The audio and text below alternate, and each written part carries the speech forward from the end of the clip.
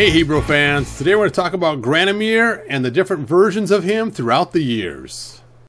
So let's start at the beginning. In the beginning we had the Filmation episode, and in this episode we had Granamyr, and this was written by Larry DiTillo. Now, Granamyr is cool except for what's with the small little wings, and what's with the helmet. The helmet looks like Schultz from Hogan's Heroes or something. Anyway, we saw he had magic and all kinds of things, and it was kind of a cool thing. Let's check out this interview from Michael Halperin. Interview with Michael Halperin from the He-Man and the Masters of the Universe minicomic collection. You wrote some of the minicomics that came with the figures. Notably, you wrote the adaptation of Larry DiTillo's cartoon script for The Dragon's Gift.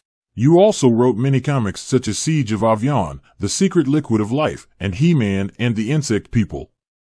Could you talk about working on the minicomics? How did that come about?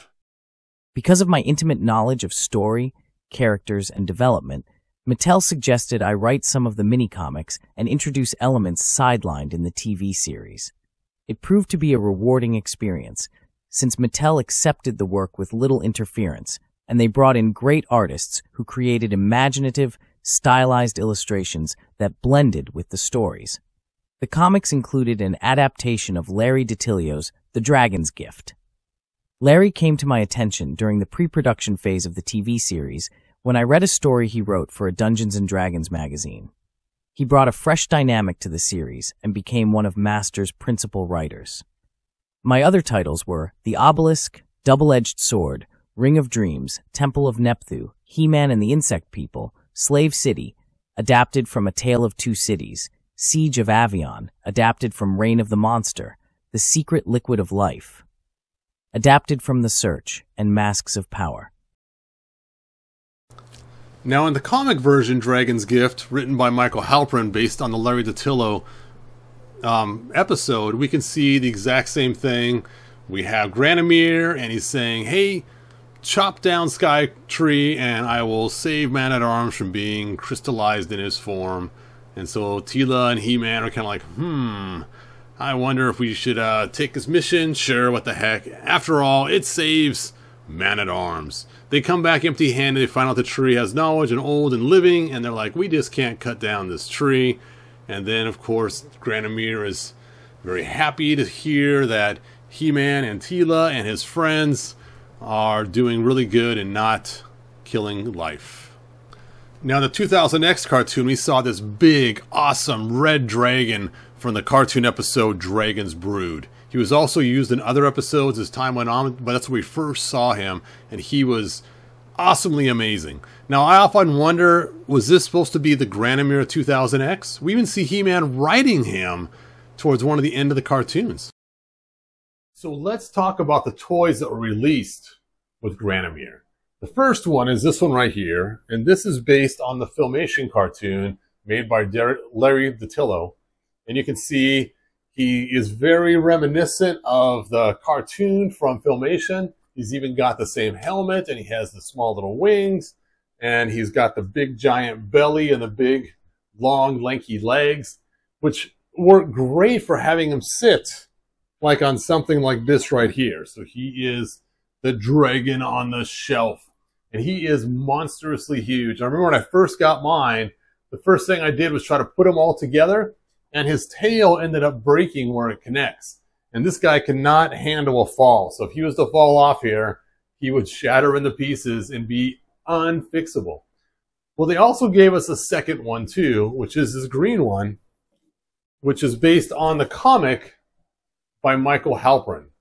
And the comic came out after the cartoon. The cartoon was first, and you could see that for some reason in the comic they made him green, which is really odd because the cartoon already came out and already made him red. So I'm not sure what happened between the two, how they mixed them up, but you can see it's made from the exact same mold. And again, highly articulated, monstrously huge. And I believe this one here was a PowerCon release. So you can see just how big he is. You are really huge, man. Anyway, so there we go. And again, some of the prized figures in my collection is these dragons here, Granamyr, both the Filmation And the comic. So now on to the new cartoon, and we see in Revolution that Granamyr is awesome. He is big, he is monstrous, and you can see how huge he is there next to Evil Lyn and Teela. And look at his wingspan. No longer these little giant no longer these little wings like we saw like on a bumblebee on him, and no helmet when he's not in battle. Look how big he is compared to his environment. And now, unfortunately, we find out in this episode that Evil Lyn's taking care of him because he's in his last years. And it's kind of a sad thing. But look how awesomely majestic he looks. Now, check this out. Look at what he does to Teela. If he can do this, this is totally, completely awesome.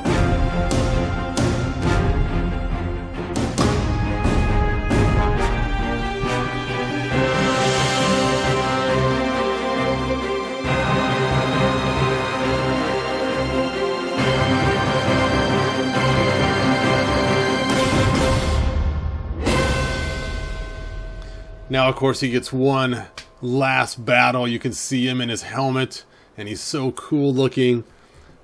And then, of course, he's passing away, and he ends up in Pre-Eternia. Who are these people in here? We got Ular, we got Wundar, we got Roboto, Mossman, Hero, Sorceress, King Grayskull, that rock guy. What? Who's that? We got Shirella. That's cool. And then we have... what? King Grayskull's wife. Why isn't she standing next to him? Then we have some guy I don't know, Clamp Champ and Fisto. Whew, there's all the people in Pre-Eternia. So before we go, one last picture of Granamyr, Wundar, and Skeletor all together. You can see them. Anyway, good journey. Thanks for watching. If you found enjoyment, like, subscribe, and ring the bell. Do it!